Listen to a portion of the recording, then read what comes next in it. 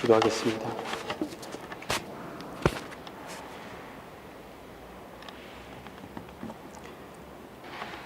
호산나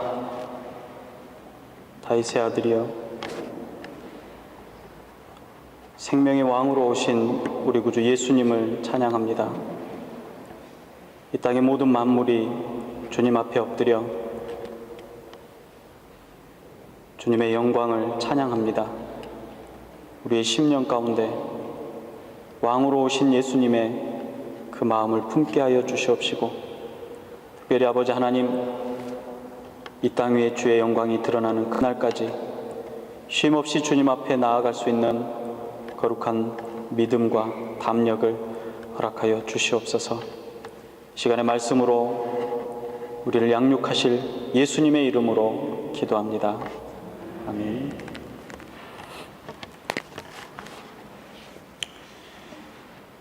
많은 절망의 시간들은 우리가 생각했던 가치나 사고들이 무너졌을 때 더 큰 파장을 우리 사회에 일으킵니다. 이런 일들은 우리 주변에서 허다하게 또 아주 자주 일어나곤 합니다. 내전을 멈추기를 원하면서 협상하는 중에도 국경을 떠돌며 자신을 받아주기를 소망하는 난민 소녀의 글에서도, 폭격 속에서도 진료소를 떠날 수 없는 의사의 글에서도 절망과 또 다른 의지가 가득했습니다. 지난 몇 주간 고국의 뉴스들도 무겁고 가벼움의 차이만 있을 뿐 이와 별반 다르지 않았습니다. 말을 잘 듣지 않는다는 이유로, 자신의 뜻과 다르게 행동한다는 이유로 귀찮고 짐스럽다며 어린 자녀를 학대하고 죽이기까지 합니다. 더한 것은 이 모든 사실이 드러날 때까지 아무렇지도 않게 생활해왔다는 것입니다. 그동안 당연하다고 여겼던 인간적인 삶이 무너져 내리고 있습니다. 인간적인 노력이나 윤리와 도덕적인 노력이 절실한 것인지도 모르겠습니다. 노력하고 애써서 찾지 않으면 우리의 인간성은 찾을 수 없을지도 모르겠습니다. 구글이라는 회사에서 만든 인공지능 알파고와 바둑인들 사이에서 신적인 존재라고 말하는 이세돌 구단의 대결이 전 세계에 관심을 모았습니다. 대결이 처음 시작할 때쯤 많은 사람들이 인공지능이 아무리 뛰어난다고 하더라도 변수가 많은 바둑은 컴퓨터가 넘볼 수 없는 영역이라고 생각해왔습니다. 세 번의 대결에서 패한 이세돌 기사의 인터뷰가 정말로 인상적이었습니다. 그는 알파고가 이렇게 완벽하게 바둑을 둘 줄 몰랐다며 패배를 인정했습니다. 그리고 내리 세 판을 진 이후에 충격에 쌓인 이들을 바라보며 오늘의 패배는 이세돌 개인이 진 것이지 인간이 진 것이 아니다라고 말했습니다. 이미 3패로 인공지능의 승리, 알파고의 승리가 선언되었지만 나머지 두 번의 대전에 최선을 다하는 프로기사의 모습은 참으로 아름다웠습니다. 네 번째 경기에 승리한 이후에 자고하고 우쭐댈 만도 한데 패배했을 때와 마찬가지로 차분하게 앉아서 복귀하는 장면을 보았습니다. 인공지능 알파고는 비록 경기에서 승리할 수는 있지만 바둑의 아름다움을 즐길 수 없다라는 이야기가 와닿는 장면이었습니다. 우리는 끊임없이 인간성에 대해서 이야기하고 있습니다. 우리를 아프게 하고 슬프게 하는 것들은 사실 자연에서 오는, 자연적인 이유에서 오는 경우보다는 사람과 사람 관계에서 오는 경우가 많습니다. 관계를 통해서 자기 자신을 규명하려고 하는 유일한 존재가 어쩌면 사람이라고 해도 틀리지 않을 것입니다. 그래서 우리는 어떤 사회에 속해 있는지를 중요하게 여깁니다. 그리고 그 사회 안에서 자신의 위치를 존중받기를 원합니다. 현대인에게 가장 무서운 질병은 에이즈나 암이 아닙니다. 우울증이라고 합니다. 우울증을 경험하는 사람들은 자신을 사회로부터 고립시켜버립니다. 그리고 스스로 이겨낼 수 없어 극단적인 선택을 하고 마는 것이죠. 그런데 이런 우울증을 치료할 수 있는 최고의 치료 방법이 있습니다. 그것은 관심과 사랑입니다. 우리는 태어나면서부터 자기 자신을 보호하거나 스스로 살아갈 수 있는 존재가 아닙니다. 태어나자마자 먹이를 찾아 먹거나 일어나 걸을 수 있는 동물과는 다르게 태어납니다. 어머니의 품에 젖을 떼고 난 이후에도 걷고 뛰는데 2년에서 3년은 좋게 걸립니다. 스스로 도구를 이용해서 음식을 먹고 요리를 해서 먹을 수 있으려면 10년은 필요합니다. 자기 자신이 직접 음식을 구하는데, 그리고 그 음식을 구한 음식을 먹는데 아마도 20년 이상의 시간이 걸릴 것입니다. 그렇게 성장하는 동안에 한 사람을 온전하게 키울 수 있도록 부모의 관심과 사랑이 필요하고 사회와 이웃의 관심과 사랑이 반드시 필요한 것입니다. 영유아기에 받아야 하는 사랑과 관심이 부족하거나 없다면 성장하지 못하고 이내 죽기까지 합니다. 살아간다고 할지라도 정신적으로 온전하거나 사회의 건강한 가치를 이해할 수조차 없게 되어지는 것입니다. 요즘 일어나는 많은 사건들에서 우리는 그런 현상들을 더 도드라지게 보고 확인할 수 있습니다. 우리가 사는 시대는 인간성이나 사회적 가치가 조금씩 무너져 간다라고 할 수 있습니다. 아이를 학대하고 때려서 죽게 한 부모에게 달걀과 락스를 던지는 모습을 보았습니다. 그리고 저주합니다. 어쩌면 성경시대 예수님 앞에 가늠하다 끌려온 여인 데려다 놓고 그 여인을 향해서 또 예수님을 향해서 저주와 율법의 기준과 판단으로 서려고 했던 사람들과 어쩌면 그렇게 닮았는지 모르겠습니다. 그때처럼 지금도 주님은 우리 자신을 돌아보기를 원하십니다. 우리 사회가 이처럼 되었다는 사실은 우리 모두의 책임입니다. 우리의 사회가 이처럼 무너져 갈 때 그 사회의 구성원이며 책임 있는 그리스도인으로서 서야 하는데 오히려 심판자의 자리에 서려고 합니다. 이러한 때 더욱 우리 주님은 그리스도의 마음을 품으라고 말합니다. 오늘 6절에 보면 그는 근본 하나님의 본체시나라고 말씀합니다. 본체란 말은 하나님의 실체라는 뜻입니다. 하나님 바로 그분이라는 의미를 담습니다. 예수님께서는 사람으로 오셔서 사람의 모든 슬픔과 고통과 아픔을 하셨습니다. 그러나 예수님께서 사람으로 오셨다고 해서 예수님의 신성이 절대자가 되지 못하거나 아니면 그 신성이 사라져버리는 것은 아니고 여전히 창조자이시며 여전히 주권자이십니다. 하나님의 실체이신 예수님께서 이 땅에 인간의 몸으로 오신 사건은 피조물의 입장에서는 도저히 이해할 수 없는 놀라운 사건입니다. 하나님을 제외한 온 우주 만물이 다 피조물이며 그분의 통제 아래에 있습니다. 태초에 천지를 창조하실 때처럼 말씀으로 모든 것을 새롭게 하실 수도 있습니다. 더 이상 죄가 존재하지 않도록 소멸시켜 버릴 수도 있는 분이십니다. 이 땅에 오신 예수님께서는 돌을 떡으로 만드실 수도 있는 분이셨습니다. 골고다 언덕에 세워진 십자가의 형벌은 인간의 형벌이기에 거부할 수도 있었습니다. 그러나 예수님께서는 담담히 받아들이셨습니다. 그때 당장이라도 모든 죄를 소멸시키시고 하나님 되심을 선포할 수도 있는데 그렇게 하지 않으셨습니다. 그럴 만한 능력을 가지신 분이셨지만 그분은 자기 자신을 낮추셨습니다. 하나님의 뜻을 따라 죽기까지 복종하셨습니다.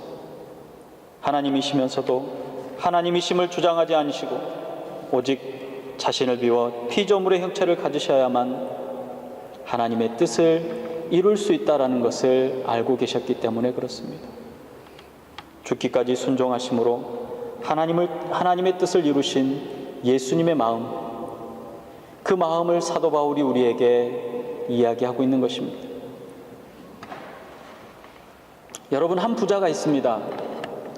그 부자는 늘 가난한 사람들에게 이렇게 이야기합니다. 나는 여러분과 같은 사람입니다. 우리는 하나가 될 수 있습니다. 그 이야기를 듣는 사람들이 과연 어떻게 생각할까요? 부유한 사람들이 가난한 이들을 도울 수 있습니다. 충분히 가능하고 지금도 그런 일들은 허다하게 많습니다. 그러나 가난한 이들과 하나 되려고 한다면 도움을 주는 사람, 이 부자는 자기 자신을 비워야 합니다. 자기 자신의 것을 내려놓고 가난한 이들을 존중하고 존경하며 그들과 더불어 하나가 되어 살 수 있어야 합니다. 가난한 이들이 먹는 음식을 아무렇지도 않게 함께 앉아서 나누어 먹을 수 있어야 합니다. 그럴 때 부자와 가난한 사람의 구분이 사라지는 것입니다. 가족이 될 수도 때로는 친구가 될 수도 있는 것입니다. 저와 여러분을 향한 하나님의 뜻이 진정 이루어지기 원한다면 사도 바울은 이 마음을 품으라고 말합니다. 나를 부인하고 나를 비우며 겸손히 하나님의 말씀 앞에 순종하기를 말하는 것입니다. 하나님의 권위에 복종하는 것입니다. 하나님의 모든 역사는 순종하는 믿음에서 시작되어지고 그 믿음이 역사를 이루기 때문에 그렇습니다. 예수님의 비우심과 순종은 하나님의 뜻을 이루기 위해 시작되었습니다. 빌립보서 2장 9절부터 11절은 이렇게 이야기합니다.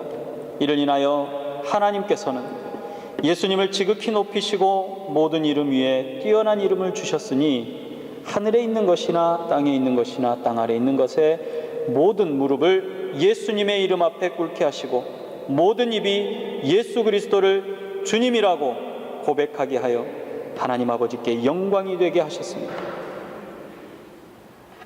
이로써 예수님께서는 창조자요 절대자이신 하나님이시며 구원자로서의 정체성을 만천하에 선포하신 것입니다. 이를 믿든지 믿지 않든지 만물을 심판하실 심판자의 자리에 앉으신 것입니다.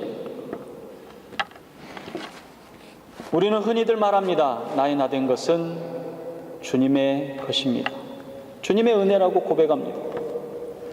도대체 나는 어떤 존재입니까?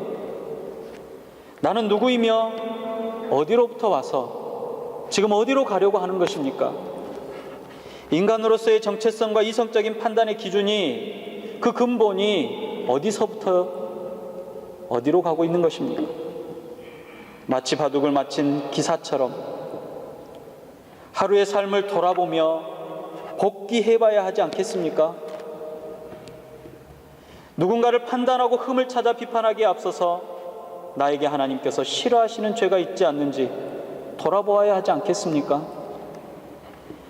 과연 나를 향한 하나님의 뜻과 계획하심이 무엇인지 찾아봐야 하지 않겠습니까? 혹은 깨달아 알아야 하지 않겠습니까?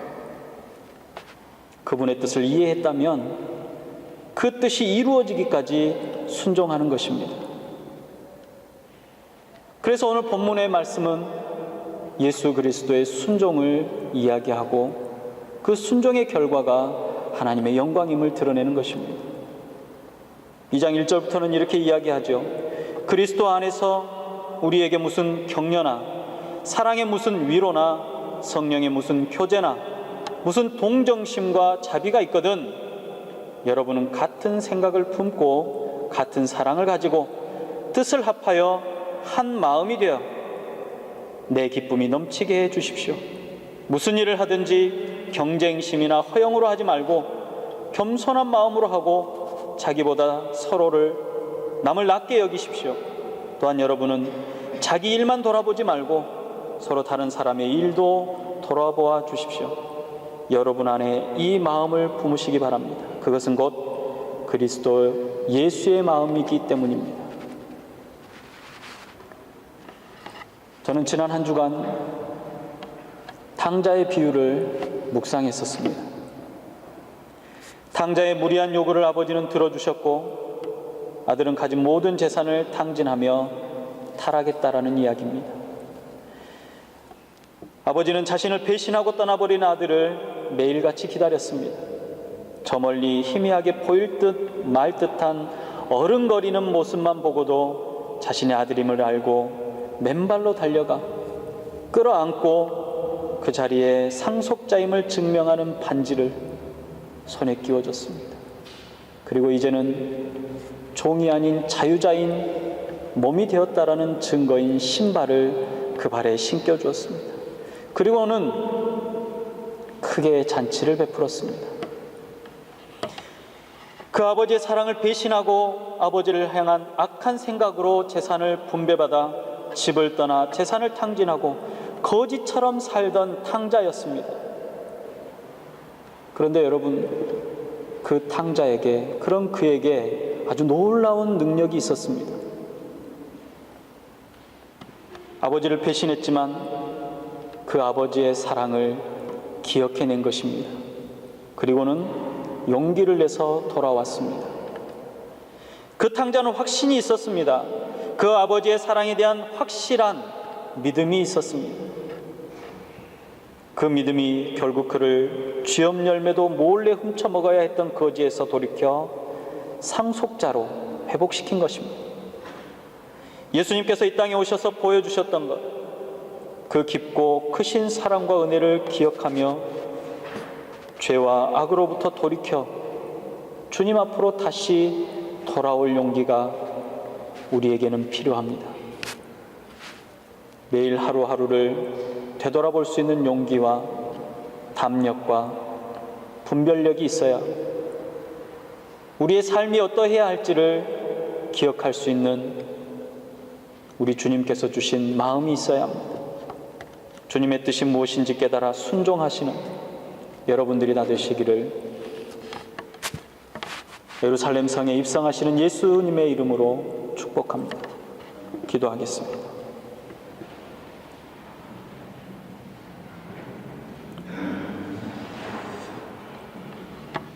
주님의 순종이 왕으로 그 성읍에 입성하는 영광을 드러내셨던 것처럼 우리의 순종 또한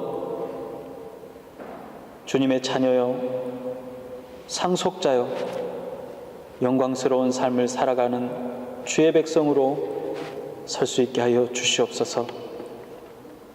주님, 우리에게 왕 되심을 나의 삶을 통하여서 선포하여 주시옵소서.